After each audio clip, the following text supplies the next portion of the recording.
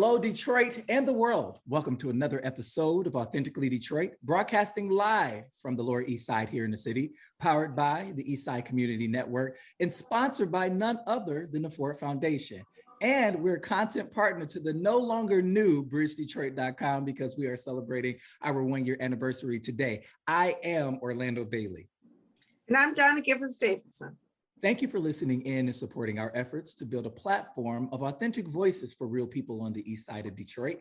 We want you to like, rate, and subscribe to our podcast on all platforms because we drop a new episode every week. So be sure to turn on those notifications. Now, over the weekend, the nonprofit think tank Detroit Future City and their Center for Equity, Research, and Engagement released their State of Economic Equity in Detroit report. The report is a follow-up to the brief they released last October, and it uncovers the uneven economic growth that Detroit has experienced, especially when you segment the data by race. Here to talk to us about the report findings, the indicators, and the policy recommendations is the CEO of Detroit Future City and a friend to this show, Anika Goss. Anika, welcome back to Authentically Detroit. Hey, thank you, Orlando and Donna. I really appreciate being here this evening. We're happy to have you back. We can't believe that it was last October when we last had you on talking about the statement, the precursor to what we are seeing over the weekend. Yeah, the vision statement, what was really exciting about that was that we engaged over 500 Detroiters and 50 kids as part of that 500 too, and let them really direct what it was that how they envisioned a more equitable Detroit. What does inclusive growth look like for them? What should the priorities be that we need to measure over time? And I think they nailed it on the head. So everything that you see from this new report that has 26 indicators and 6 categories of equity, all of that came directly from those meetings. Wow, we're excited to get into the report. That's going to come a little later on in the show. But first, is it the first unofficial day of summer in the city of Detroit? How does this blessed and sunny day find each of you? Exactly.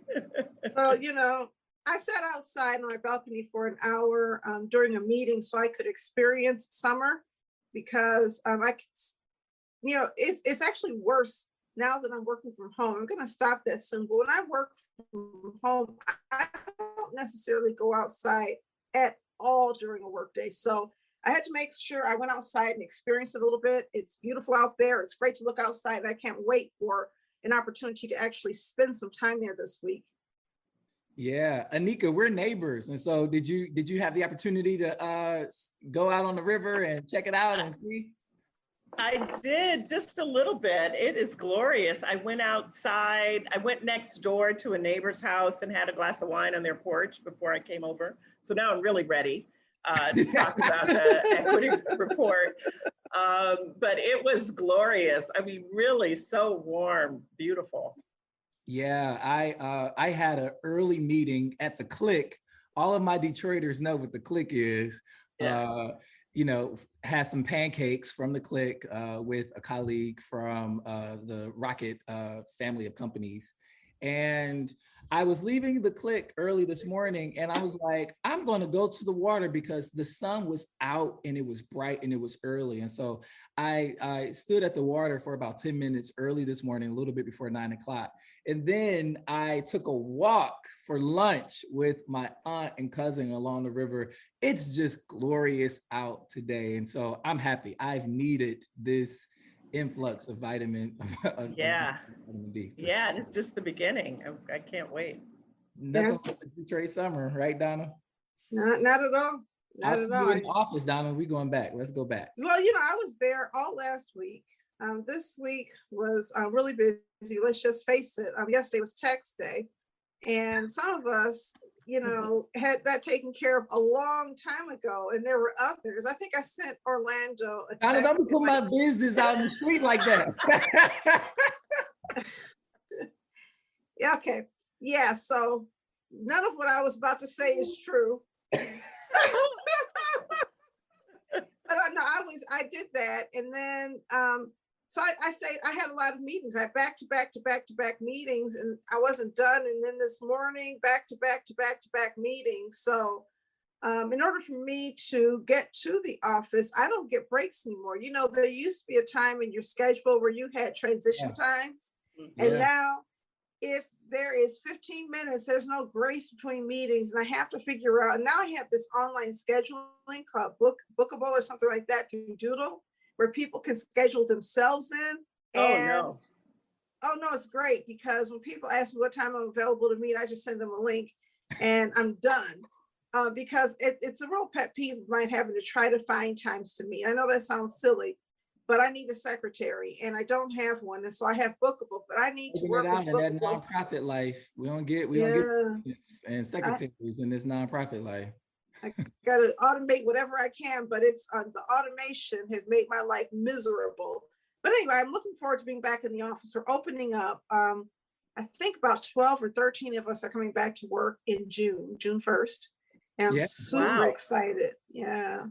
That is exciting. That's super exciting. So, definitely a lot to look forward to, returning to see your colleagues. Donna, when I was on the river, I ran into Josh Elling from Ig today, and I haven't seen him. And so it was just good to begin to see people again. And there's nothing like a Detroit summer. The Challengers and the Chargers are revving up, let me tell you. Yeah. Listen, it's time for Fresh Off the Press news that we are thinking about. If you have pieces that you want discussed on Authentically Detroit, you can hit us up on our socials at Authentically Detroit on Facebook, Instagram, and Twitter, or you can email us at authenticallydetroit@gmail.com. Donna, fresh off the press. Fresh off the press, MEDC hires economic developer from New Orleans as new CEO. And this is brought to us by Chad Livinggood from Cranes Detroit. Wow. Yet another economic development person or planning person from New Orleans. New Orleans and Detroit have been compared a lot. And it's just really interesting to me because when you bring somebody from another municipality, there's a question I have always, have they figured it out? And we're talking about economic equity. And I would love to do that comparison report. We look at economic equity between Detroit and New Orleans, and then Michigan versus New Orleans, because it feels to me as though we are at times bringing in people with a message and an expectation that may or may not make sense. So I mean, Messer, listen, he's a Black man. I'm always happy to see a brother get a job. He liked the work of economic development in Michigan to first winning a division title in the Great Lakes region before moving on to bigger competitors. And, that kind of thinking never goes well for U of M graduates, because we think we are national ready all of the time, regardless of whether we are or not. We're not just trying, Great Lakes would be great, but we're not, that localized in our thinking. But the question I always have is, what does winning look like? Like, how do we know that we win? I wonder if any of the indicators that he is being judged by and that he's trying to reach are at all related to what's in your report, Anika. Can I let the groundwork a little bit, Donna, though? I want to say for our listeners that MEDC is the Michigan Economic Development Corporation.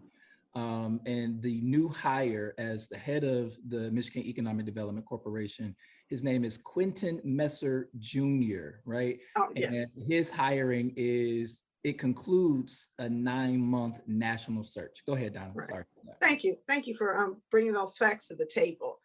He's a strategic thinker with a bold vision for Michigan, and someone who believes in the power of economic development, says Awanadi Kobina, chair of the MEDC Executive Committee, and I hope I got that name right. I can't stress enough how much I believe Quentin is the right person at this time, and the governor agrees. He brings a wealth of experience in this role and a clear passion for ensuring the benefits of economic development extend to everyone, Governor Whitmer said Tuesday in a statement. So that's good. There's this thought of inclusive economic development, but I always look at sometimes the struggle or the tension between economic growth and economic fairness, and they don't always line up. Like, we can have a growing economy and billionaires become bigger billionaires and poor people become more poor. So I would like to see what metrics are used to evaluate how well he did in New Orleans, and what metrics will be used to evaluate his performance in Michigan, so that we don't see a continuation of the kinds of things we're going to be talking about this evening. What are your thoughts on this, Anika? Well, I'm not as current on all the events as you all are, so I'm listening myself, but I will say that we have really good friends in the New Orleans data center. And they are like a cross between DFC and Data Driven Detroit. So they keep their eye on the data, but they have also developed an equity metrics for New Orleans that they are tracking pretty closely. And they are, so for example, they actually wrote a recent report. It was pre-COVID, but one of their last reports pre-COVID was on the difference in investment of service employees in New Orleans, which is their number one economy, is the service and tourism. And the companies that own that, are making the investments there. So all the hotels, all the restaurants, the tourism industry, and the disparity is incredible.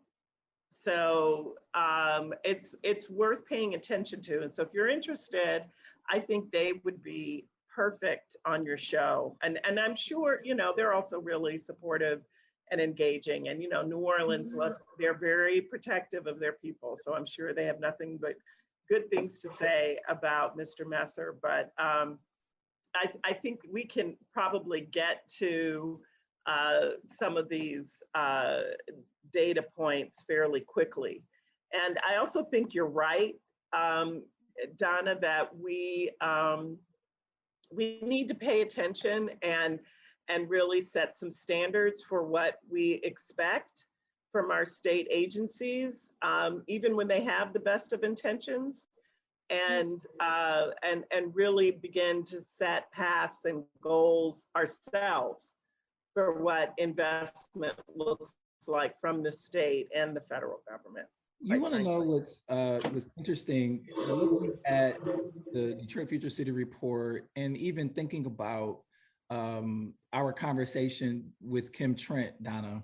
One of the things about, metrics and economic growth and all of that, here's what I said. If you don't schedule and solve for race equity in these initiatives, in these metrics in an explicit way, racism and white supremacy will always schedule itself, because it is so baked into everything that we do, that even if you have good intentions, if you aren't explicit in race equity, if you are explicit in equity, period, white supremacy will continue to schedule itself. And so while we have good intentions, we have to continue to disrupt our thought process, our traditional thought processes around maneuvering markets and moving the needle on economic growth and development and what that looks like, and do it all through that lens, because it's not going to work. It's not going to work if we don't. Right. And, I want to just, I completely agree with that. I think that nobody says they believe in economic unfairness. I've never heard anybody say, well, there are some people, but, nobody I would ever speak to, vote for, or listen to, or respect. But the reality is that economic injustice is the root of our system. And it's really the root of capitalism, right? That somebody is going to be able to exploit labor and resources to the greatest benefit possible, and maximize their profit. That's seen as the American way. And so we look at that and we think that's great, but on the other end of that, that means that you've got to somehow deny something to somebody else in order to get there. You cannot have this thing where I'm maximizing my profit and maximizing social justice at the same time. And it feels to me as though the role of government is to somehow mediate that, so that you can't just have runaway, profiteering.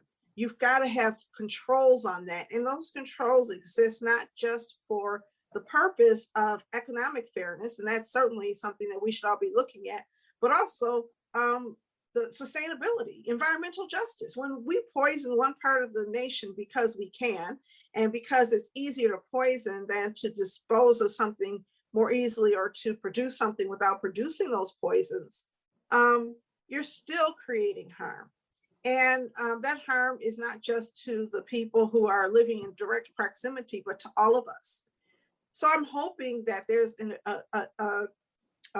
enlightened set of metrics, and if there isn't one, that we can somehow introduce some to this new executive. The final thing I want to say, sometimes we put Black people in places and we celebrate who they are rather than what they're doing and what they represent. And so I want to embrace him, welcome him to the state, and at the same time, let him, like everybody else, understand that in Michigan, we've got a big problem. We're about to talk about what that is. And I'm hoping one of the first people he sits down with is Anika Goss, so you can roll out this report to him. Come and on. he understand the job ahead. We wish you the best of luck, Mr. Messer. You have your work cut out for you, and welcome you to come on this show. That's right.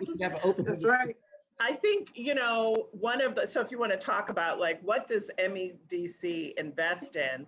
They invest in jobs and they invest in corporate investment.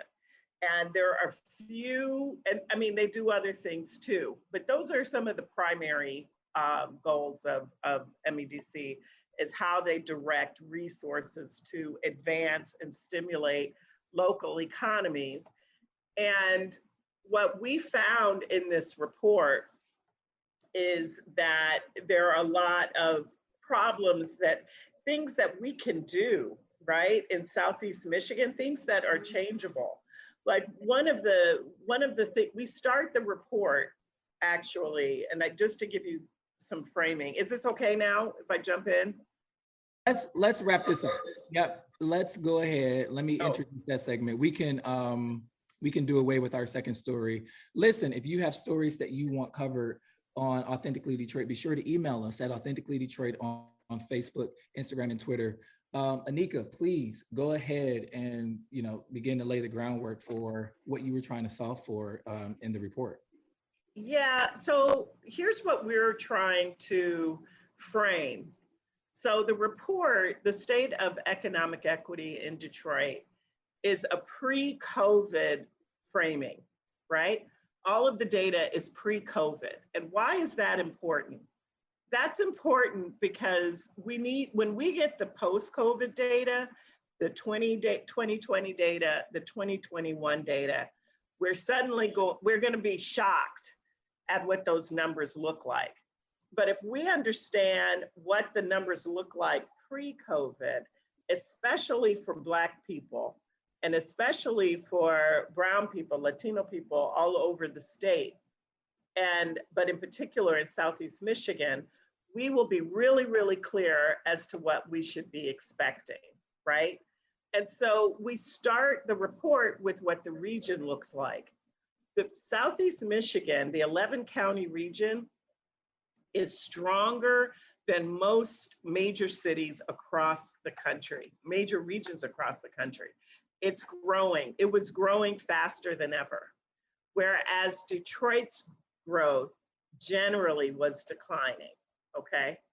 And what's worse is the employment rate, because so then we go into employment. The employment rate, we know that the employment rate was higher in the region and then lower in Detroit. But what was really important to look at was not only the unemployment rate, because we can look at that, but unemployment are just those people who are actually actively looking for work. But for Detroit, unlike other cities, the people who are not looking for work is like 31%. And so that is the problem. People who are able to work, but not even looking for work pre-COVID was a problem in and of itself. And so there's a disconnection. What we can't accept is this idea that everyone's, there are just no jobs, because we know that there are jobs available, but for some reason, we're not able to get people into those jobs, and we're not paying attention to a huge segment of the population. The other thing that we looked at that was, did you have a question, Donna? Go ahead, Donna, you have to unmute yourself, Donna. You're on mute.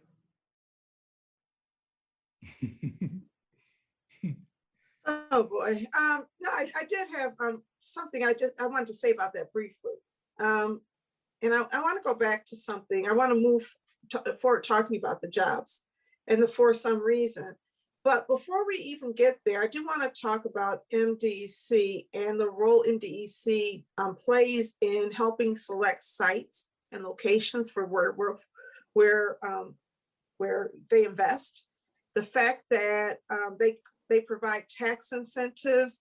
And so MDEC is more than just trying to get business, but really helping to create an environment where businesses have control, where they can minimize how much they spend, and they can do everything they can to incentivize people coming here. And it feels to me as though that means that rather than saying, let's look at locating jobs in a place where people need jobs, it's let's locate jobs in a place where you don't have to spend as much money as you would. And then let's give as many economic incentives as possible without also investing in transportation. And those are structural issues designed to maximize profit of businesses, while at the same time minimizing the ability of Detroiters to compete for those jobs because of transportation and other barriers. So when you look at this for some reasons, do you look at race as being a primary reason? Of where jobs are and job investment? No, we didn't look at that specifically. We did look at the cost to commute and how people were commuting, and we disaggregated that. I'm not actually sure. We did that by geography. So Detroiters versus the region. Some of this data just isn't available by race.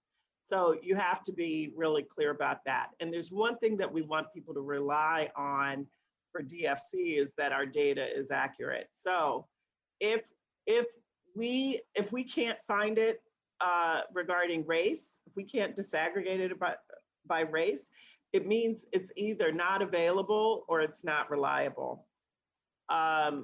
But what we did do was really focus on how far people were commuting and how much people were spending on commute. And what we know is that Detroiters, which seems like sort of an obvious number or sort of an obvious data point, that Detroiters spend more money on commuting, both by public transportation and by personal auto. But since we created this indicator, it's a custom indicator just for us that we will continue to follow over time. We will be able to use that when we're talking about where jobs are and how far away they are from where Detroiters are living, and what we need to do to close the gap on the cost to commute, because what cost to commute does show and contributes to is the cost burden of housing.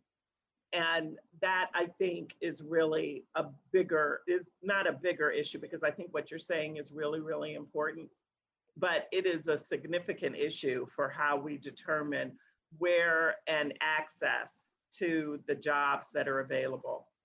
What we really looked at, Donna, was the disparity in wage for the jobs available.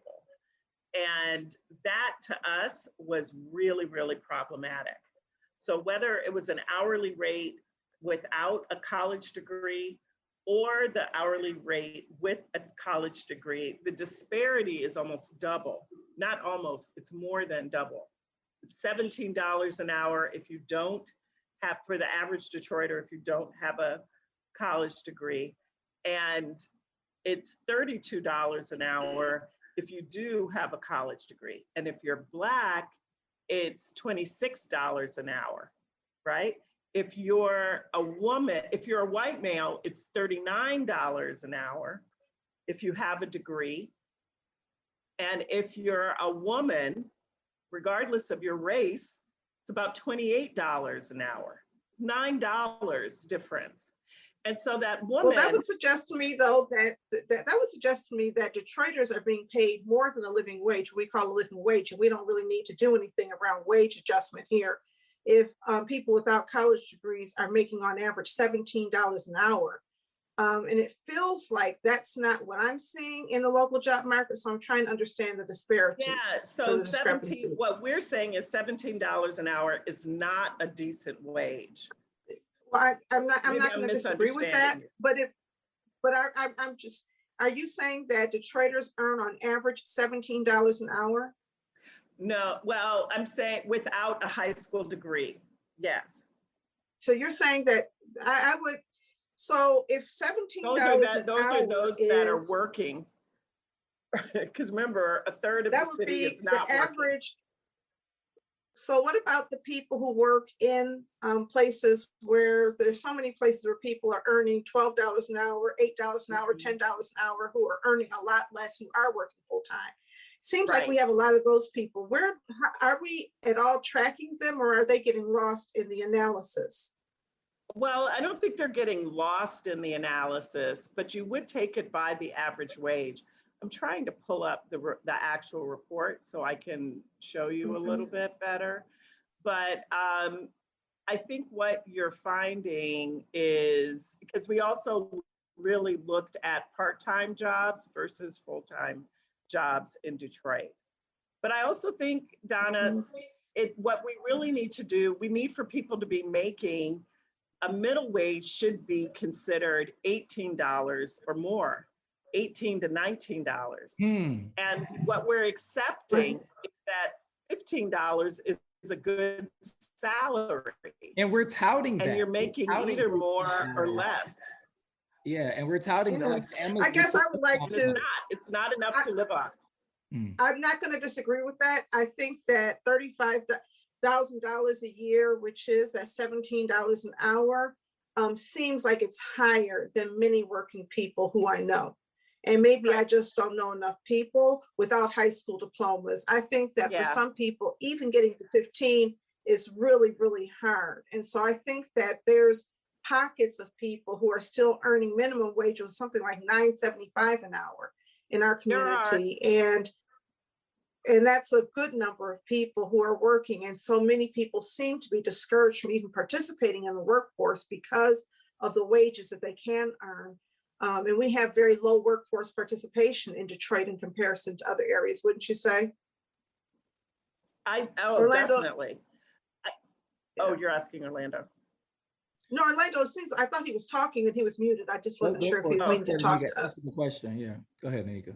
I think what might be interesting, Donna, is to see if it's possible, if we could get the data by even area of the city, right? And that down to that census tract level where people are living and how much they're making is harder to do.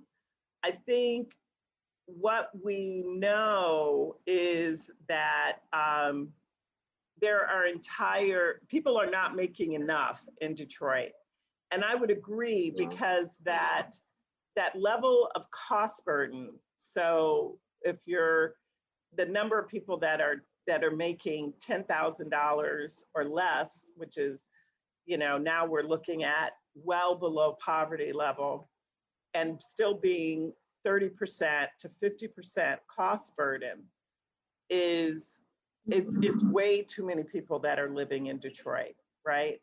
And so you don't really, in Detroit, you're not even seeing a relief from cost burden in Detroit until you get to like 52,000 or 50,000 a year. You begin to see some relief, some relief at 35, but it's really 50,000 where you begin to see the cost burden relief, where you begin to see people who are living comfortably. Anika, did the report solve for the economy on the black market or the unofficial economy, like those folks who have skills that are leveraging that skill for income, but not doing so like in a, I know what you're talking about, and that data years ago, the problem is that it's very hard to track and it's also unreliable, right? And what we really wanted to do with this report is to get a baseline that we can begin to measure year over year, and especially every 3 years. So when you get into the, I don't want to call it black market, but it's the economy, the underground economy, it is much harder. It is much harder to track. What we did try to do, which would still not necessarily meet your underground standards, we tried in this report to track household savings and other non-wage related income, and the difference between that, between Detroiters and people not living in Detroit. But you would also have to have reported that to the IRS. And I don't know how many underground economists, people who are working in the underground economy, are often paying in cash and not necessarily reporting how much they're making to the IRS. That's some of it why it's harder to track. I remember years ago, there was an attempt to do that, to track the underground economy, and it was maybe it's a good study for DMAX, because you really have to do, you would have to do it by survey. Can I, speaking of baseline, because we went off on this job tangent, I want to ground our conversation in asking you to, number one, summarize some of the key findings from the Economic Equity Report, while also making sure you delineate for our listeners the categories that you looked at versus the indicators, and what the differences are. Yeah. So what we really wanted to do was just organize the report by 6 different categories that we felt were directly impacting economic equity. And so it's basically, I can read them to you. It's income and wealth building, education, access to quality employment, health, business and entrepreneurship, and neighborhoods and housing. And as I think I said earlier, the reason that we chose those, a lot of it came out of the stakeholder reports or stakeholder interviews and focus groups that we did this summer, where people really felt like all of these things were integrated. And I think what was really interesting, when you begin to integrate those areas, you do see how they're connected, right? And I think we learned from COVID that the social determinants of health, where you were living, your level of cost burden, your ability to take care of yourself, access to healthcare, access to employee-based healthcare, all of those things can actually determine your quality of life and your ability to thrive. And so then the indicators within each category, we have ranging from 4 to 8 very specific indicators. And that's what we're going to be tracking on our data platform that we announced in June at our equity forum with Drs. Andre Perry and Derek Hamilton. My friend, Dr. Perry. Yes. And I don't know, are you familiar? Are you familiar with Derek Hamilton some of his work? So he did the work on baby bonds and Black wealth. I think you'll really enjoy him. Yeah, I'll look him up. Go ahead. So Donna. I want to go back to something you said earlier. You said that your data could not disaggregate where jobs were moving by race. that there's no data really that collects that? No, that- well, no, there's definitely data on race by jobs. But also where jobs are being created. Is there evidence that jobs are being created? I know, I just said that we didn't do that data. We didn't look at like where the economic investment, like where the actual jobs are, like where the companies are. We didn't look at that. You could, that's like another report that we could do that would just look at where are the job centers in Southeast Michigan and who is working at them by race. We can do that. And that's because I think it's important. I think it's important to look at that and to try to explain some of this data. Somebody could look at this data and say the reason that Black people are so far behind in housing wealth is because Black people are economically or financially illiterate. Somebody could say that the reason that Black people aren't making the same amount as white people is because Black people don't value education. And in fact, that's what many people say. And so they push the responsibility onto Black people for failing to embrace the economic norms and to be part of the economic mainstream. There are other people who will look and say, wait a minute, we have policies and root causes that contribute to this disparity, and we're not going to fix it by pointing out what's wrong with Black people. And you cannot educate yourself out of racism. We've got to attack racism at its root. I'm wondering if your report has a position that really helps explain the narrative so that when people look at it, they can't just use it like a Rorschach test and see what they choose to see when they look at our community. We talk a lot about systemic racism, and actually in every section. And I think we also, and especially, Donna, in lending practices and entrepreneurship, specifically, we actually have a data, it's actually new data. I had never seen it before, where we look at the average loan and the disparity in lending between Detroiters versus the region, which can then tell you how banks are and financial institutions are making decisions about their lending. And that, I think that also gets at a lot of what you're talking about. I definitely think, I mean, the whole idea of this report is that we can take one of these sections and do a deep dive. Our next deep dive that should be coming out later this summer is on mortgages.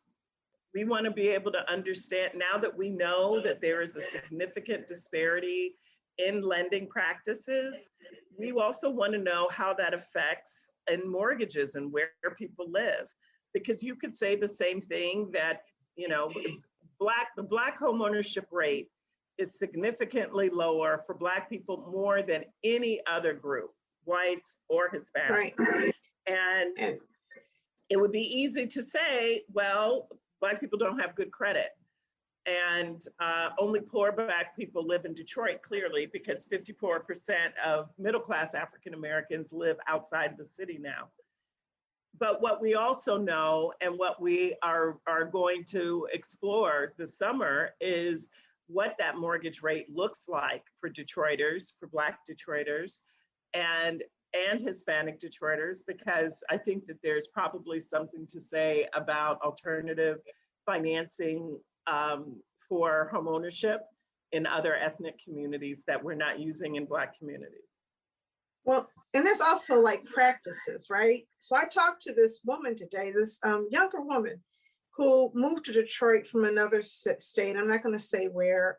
And she moved into one of the neighborhoods in Detroit that would not be considered a middle-class neighborhood, on a nice block in a nice home, and applied for store credit card and received a denial because the house that she was living in did not have sufficient worth for her to receive consumer credit.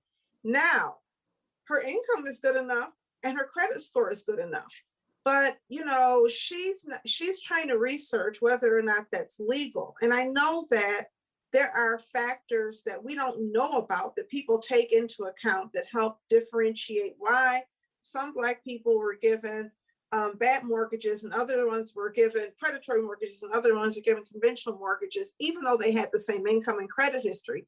We know there's those practices, but you can't, a lot of the stuff we're looking at, you can't really document with any type of precision and data. And I worry about some of that going missing and the thrust of the response, not because of your report, but because of how people choose to see it, being, let's educate people on finance. She doesn't need financial education other than maybe she should move to a suburban community so that she can be treated as equal. But she said, isn't that modern day redlining? And my question is there still redlining going on in the city of Detroit? And how would we know it if we saw it? You know, I know because it's illegal.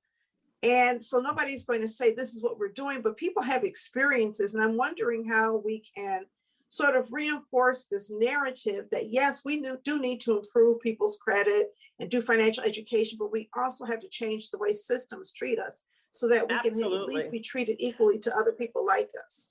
And I'm so glad you mentioned that, because that alone is the problem. I'm so glad you said that, because it's not just the amount of, it's not just the numbers of home ownership. And, you know, we have so many programs that are just focused on, oh, okay, we're just going to focus on housing and home ownership as if it's going to magically happen. When if the disparities between Detroiters and suburbanites, between African Americans, and in terms of housing value, and we're still figuring out too, right? The difference. Right. There's so many other things that go into that.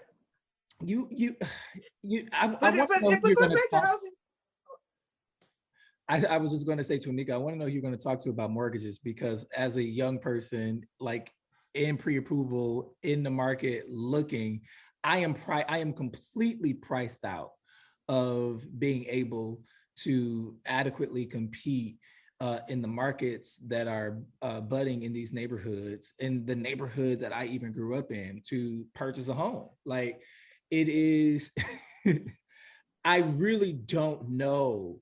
I'm probably oversharing, but I really don't know what I'm going to do. Like, it's crazy what's happening.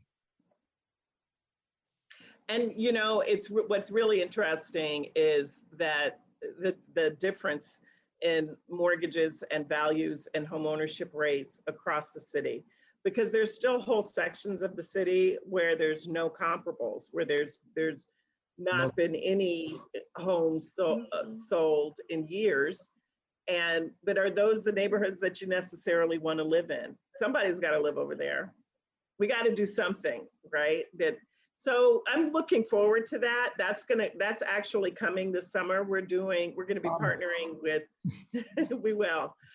You know, John Gallagher about 10 years ago actually did that first in-depth mortgage study.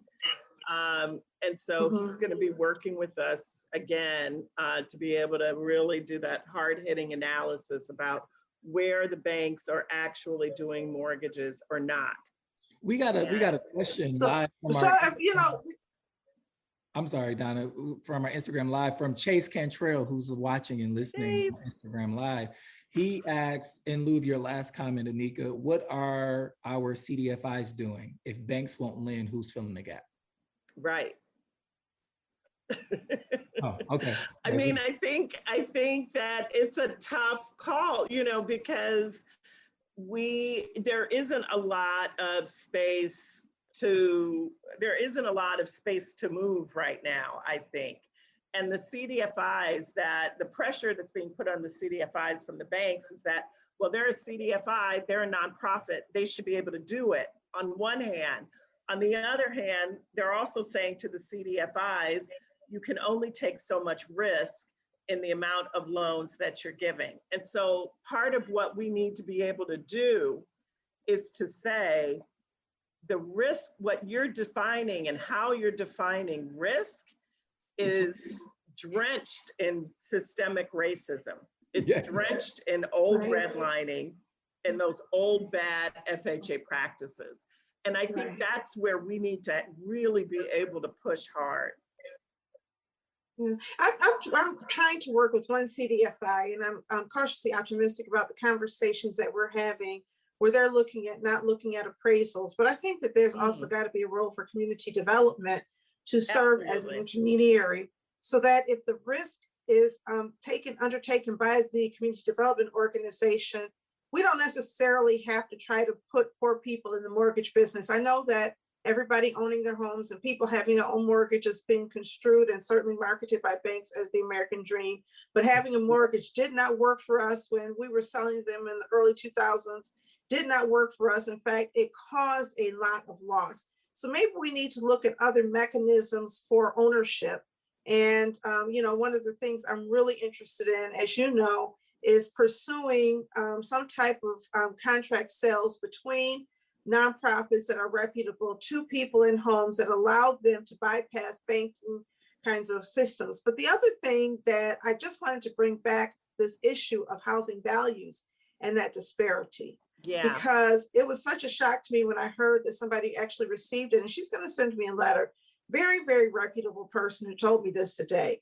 But if it's true that some lenders are making decisions based on the value of the homes in the neighborhood where you live, does that mean that white people also have greater access to capital than Black people do? Yes. And is that another form of redlining, even if you have good credit scores? So they won't say, hey, you know what, listen, Donna, we don't like your Blackness, but they'll say, well, the place that you live tends to produce these risk factors. We keep on having these workarounds, and we've got to somehow acknowledge again that the systems are banking systems. The systems are credit systems. The systems are bigger than a lot of the things that we want to solve. And until we get at the systems and start fighting those systems, putting in a nice new person talking about economic growth and fairness is not going to change anything, because the systems aren't changed. And I'm very interested in identifying some system solutions. When we look at, why can't people get to jobs? Why can't we pass a regional transportation law that will allow for people to go from place to place in the region? Why is it that some communities have decided they don't want us in there? Is it because they don't want the job competition? And then you have people moving jobs into these bedroom communities where people from Detroit can't access them. The car insurance thing has gotten better. I have to admit, my car insurance is a lot lower, but the cost of car ownership is still prohibitive for many people in our community. So, Anika, to that point, Donna, in the Growing Middle Class report, didn't that report also specify that most of the Detroiters who are employed outside of the city? Yeah. Right.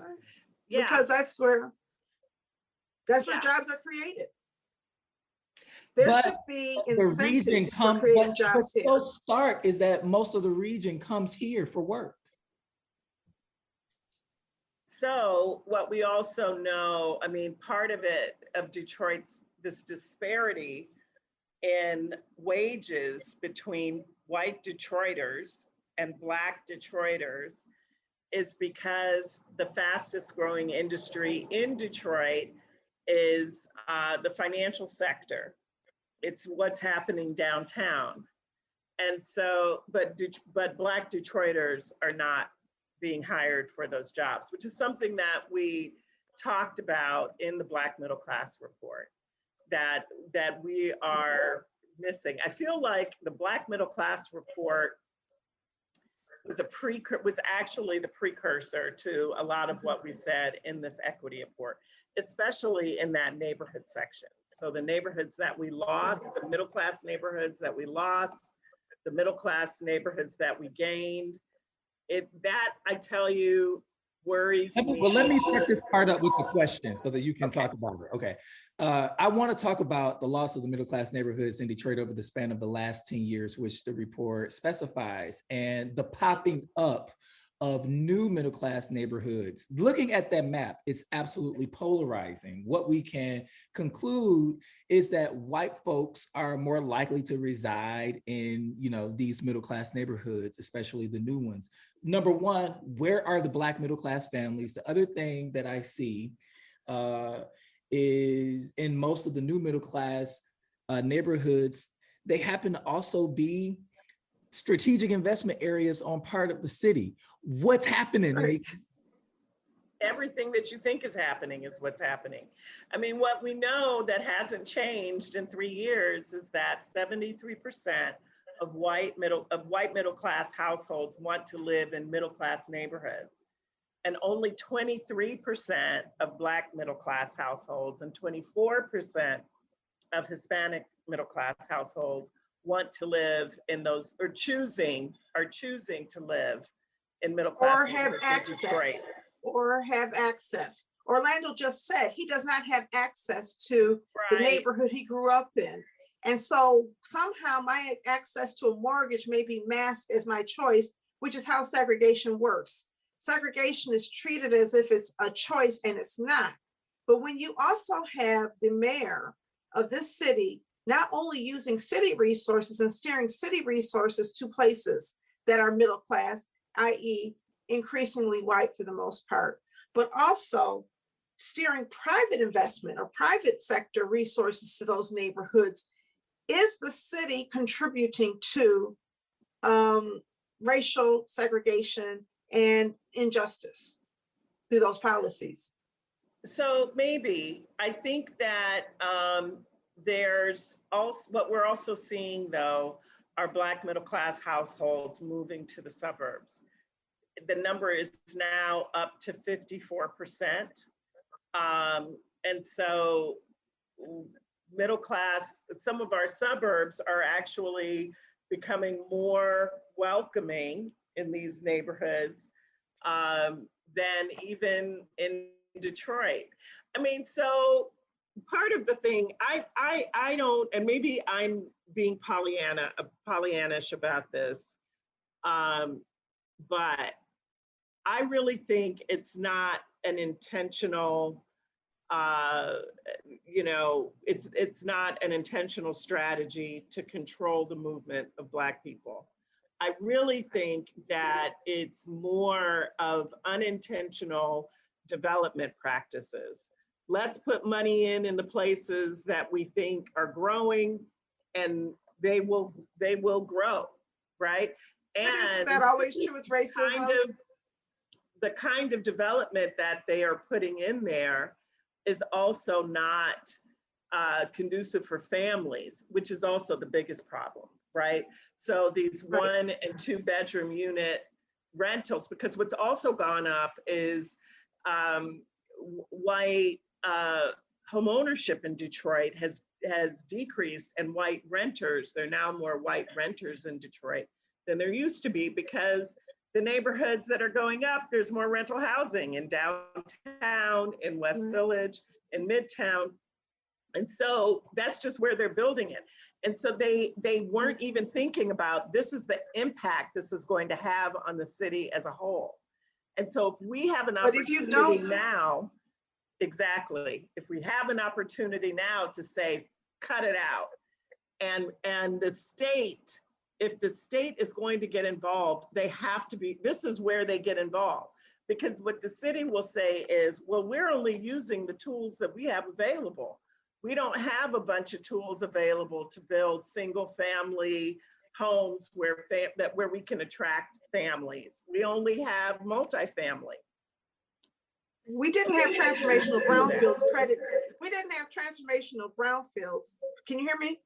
Yeah. We didn't have transformational brownfield tax credits available either. And then we went to the state and we asked for them to create that as an incentive. Every time we've gone to the state, we have put our priorities on. Nobody ever says it's intentional, right? I think that I'd be lying if I said I did not believe that some people in this community and some people in leadership positions across this nation believe that when white people come back, that community is coming back. That one of the types of change that you want to see is white people moving in. Our national media says Detroit is back, and it's not because Black people showed up. It's not because Black businesses showed up.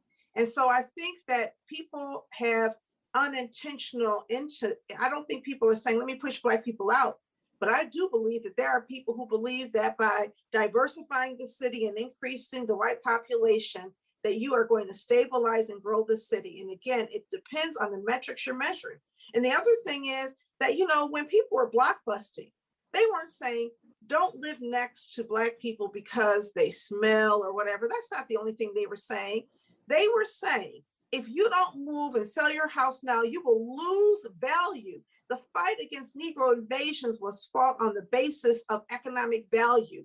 As long as we allow economic growth to determine social justice, equity will never get there. We've got to be intentional. We've got to say, you know what? We understand that without putting my finger on this scale, it's going to work against Black folks. And therefore, I've got to do it.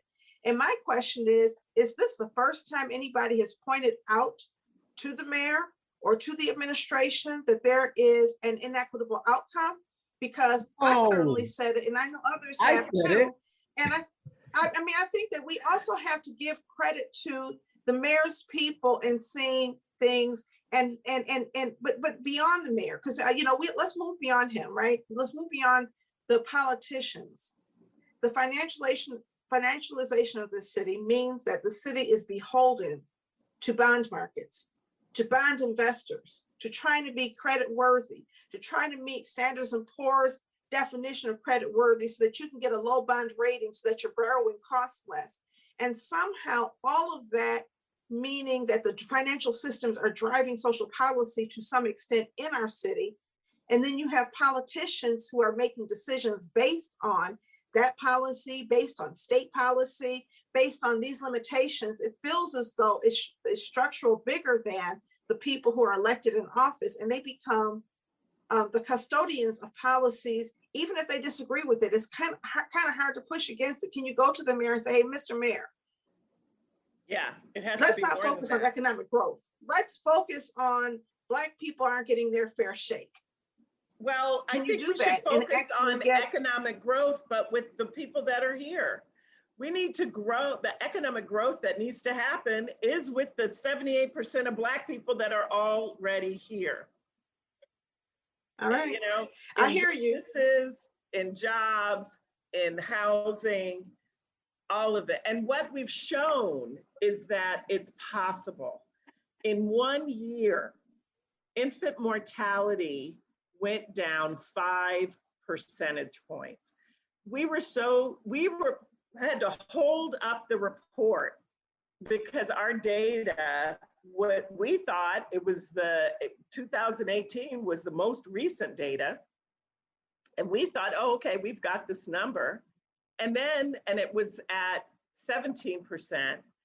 And these numbers are still super high. It's twice as what it is for the state and the country. But in a single year, because of public-private partnerships, infant mortality is now down to 11%. So we know it's possible if we can work together. If you work on one systemic issue all together at the same time and prioritize it, you can do it. We know that it's possible. You just have to change. Do you have an opinion about what do you attribute the loss or the drop in infant mortality to? Was it Make Your Day? Was it Sister Friends? I think it's all of it. I think it's all of it. I think there were so many different infant mortality programs. All the hospitals got involved. There were the public health organization, Department of Public Health at the state, the county, and our city department got involved and reduced those numbers. Yeah. Can I ask a question though? Infant mortality, like nobody wants babies to die, right? if you can stop a baby dying, there's nobody who loses anything, right? I mean, everybody gains. It's one of those wins all around. If you create economic equity and you take your focus away from a certain population and decide you're going to have some type of reparative policy, that means that somebody else is no longer going to be prioritized in your public policy. And there's that tension between, should we focus on building greenways and river walks and parks with soccer and other things that are attractive to the new people moving in? You know, like, I'm just wondering, when is the city going to build new basketball courts in parks? They're not putting basketball courts anywhere that I can see. And there's got to be a reason for it. I just think, who plays basketball? Do we Black people like soccer. We like soccer, Donna. Oh, yes, we do. You know, listen, my granddaughter is taking soccer classes. But when you are in a city where we're not building new courts and the courts are old, you know, and I'm not going to name parks, but I live near some of them where we've put a lot of investment in, and basketball is always the last thing that we do. We actually have lacrosse fields and we have skate parks and no basketball. And I've heard residents talk about the need to build new basketball courts. But anyway, and I've heard people come to me and complain about that. We're building it for a reason this way. And there's thinking that goes behind how we choose to invest even in our public amenities that I think happens in cities across America. When you have an intent on attracting a new population, you create amenities that are attracted to that new population. Yeah.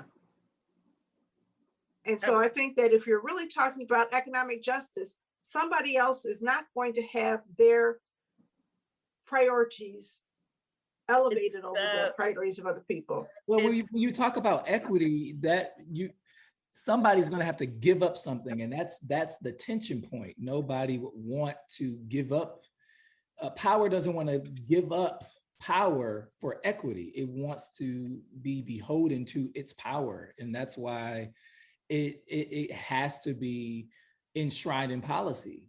I think where we are right now is Detroit isn't going to win unless it has to start looking internally right now. The region is not going to improve. The city is certainly not going to improve unless you start making these kinds of bold, organized, strategic actions. And I think you're starting to see it. There's a level of tension and uncomfortableness that we haven't seen in a really long time. And I think that, you know, even the role, Donna, you mentioned CDOs, but we didn't get into the role of CDOs. I think CDOs are critical right now. Community development organizations are going to be critical to the improvement of Detroit neighborhoods. That's what's going to drive all this creative financial tools that you're talking about. It's going to be community development organizations that actually create that security, create that buffer, that drive those programs, that create these neighborhoods where you can grow without having to leave the city. Your income can grow, and you don't have to move to Southfield. Yeah, because I don't want to move to Southfield. I want to stay. Southfield is ready for you, Orlando. I don't want it. That's what they want. Hazel Park, Ferndale, they've all reached out. They've all reached out and have said, tell us what to do, Anika. We will take all of your Black people that can afford to live out here. They're ready. They want it. I have a family member who was looking for a home at around between $1,200 and $1,400 a month, and looked so hard in the city of Detroit, and ended up almost signing a lease in Southfield before finding a place, you know, I mean, at the last minute. But it shouldn't be that hard for somebody to pay $1,400 a month with good credit and a good job work history. It doesn't make sense that you can't find quality housing here for that amount of money. There's some other data that your office produced that really showed the rental housing prices have increased, but the cost burden on rentals have decreased. And I was like, well, that doesn't make any sense.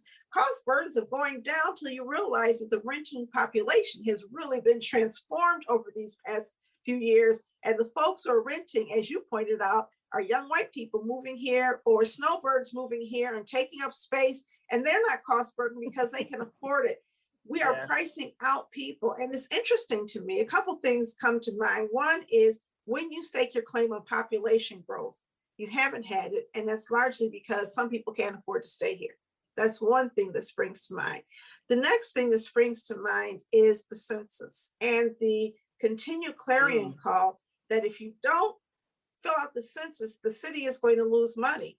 And I would hear from people, well, the city's not spending its money on me anyway. Why should I care? So there has to be that bond. And unfortunately, we won't have another, we have 9 more years before we can fix that. But the bond of trust, the bond of the social compact and the social contract between city government and residents feels like, for some of us, it's broken.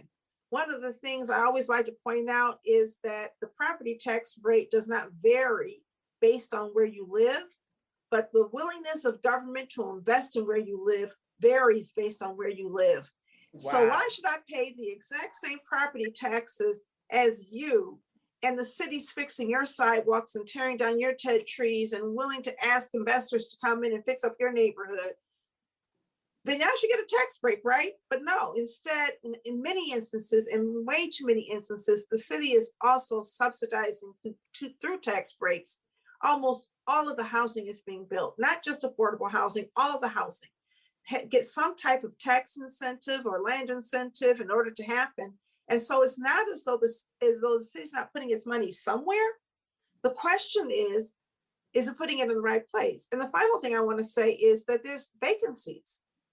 We overbuilt for a population that we just thought was going to stream into the city. And the minute trouble hit, folks went back home to their parents' houses and they haven't come back yet. And so you have vacancies all over the city, and you have future developments that are also at risk because we were building for a population that does not have the same bond with us as long-term Detroiters. If you can repair that and strengthen that bond, I absolutely think you're right. I think you've got to make that case. And it sounds like you are just going a long way towards making the case that we've got to fix this piece to fix our region. We do. And so I hope it's listened to. You are an optimist. I love that about you. You see good in people. And I think that if you don't, that means that you're not going to make demands on them. And so I appreciate the fact that you see and you're willing to make those demands and invest in that through your organization. We need this. That means so much coming from you, Donna. It really, really does. I appreciate that. I feel like we can, I do feel like we're at this precipice, right? We had the honor, and I know we're wrapping up, but my team and I had the honor of presenting the report to the Federal Reserve Bank. Oh yeah, that happened. Here in Detroit. Rick Mattoon and his team, and they want to do it, you know, and the Federal Reserve is the bank's bank, right? Like that's who all the banks report to. They said, we want to help, let's figure this out together. Let's do it. We know that there has to be reparative policy if we're going to see this kind of systemic change. I'm hanging on to that. Yeah. You know, and I agree with that. You know, I'll say that my sister, I always think of you as my little sister, right? And so, you know, my younger sister, Betty Ann Elizabeth, you know, and she's always such an optimist. She thinks so highly. And we've been having these debates since we were little kids, you know, and somewhere in the middle between, you know, mistrust and trust, between belief and concern, you're going to find a solution. That's right. You've got to get there. And, you know, we've been doing this forever. So I feel like this conversation is an outgrowth of a family dinner table conversation we've been having. I'm so glad. It is. You know, before we wrap, we have one more question from Instagram Live. Chase Cantrell asked another question around your point about CDOs playing a major role in this new economy, this new equitable economy that we're trying to create. And he asks, does the administration trust community development organizations, or does the administration see community development orgs as competition? Have we resolved that tension? And I'll pose that to the both of you, because both of you are in the thick of that, especially you, Donna, being over a CDO. So I'll I'll let start. Anika answer that first. Okay. Here's what I think.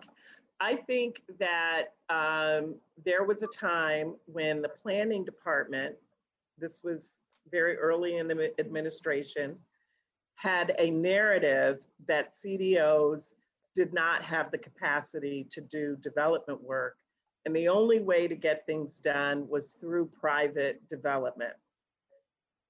And that narrative, which carried through for several years, I think is hard to unpack and just go do away with.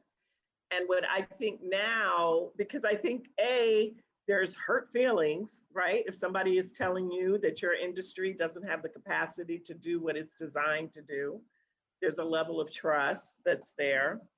But I also think that the city is at a point where they are recognizing the value of community development partners and community development leadership, and different roles, that you need multiple roles in order to make all of this work. So I think that I don't necessarily agree that the issue is that the city sees CDOs as competition. I think that there's some relationship building and trust building that has to be renewed between CDOs and the city. And I think a lot of us have been pushing this from multiple sides and until we get there. But that's my take on it. Well, my take is this, that that we have district city councils members, for the first time, recent history. I think it was 2013 or 2014, we voted in by district. I don't remember the exact year, but it's only been, let's say, when was it? I think it was 13. 13, yeah, 2013. So we're about, 8 years into this experiment. And when you had city council by district, all of a sudden they had staff and their staff were trying to figure out their role inside the community. And then Duggan was elected. And when he was elected, he set up these district managers, and then they had assistant managers, and they were in communities. And it felt like, who's on first? Okay, who gets to decide what happens in this neighborhood? And then you had the neighborhood-based studies that were going on, and who's going to convene the community to talk about community needs, whose report matters. I remember when you and I sat down and we were just trying to have conversations with the city about the master plan and our neighborhood reports. And we had people from the city saying, well, we're not going to create reports unless we have all of the money. We've raised all of the money. Right. And what can you do? And all of this ridiculous, propaganda that was spoken. And then you have projects like the Fitzgerald Project, which overpromised what was going to happen inside of a neighborhood, and to some extent set up the folks who were there to deliver on that. So I think that as things have shaken out, though, city government has found its limitations and has learned that, you're not going to be able to turn things over overnight.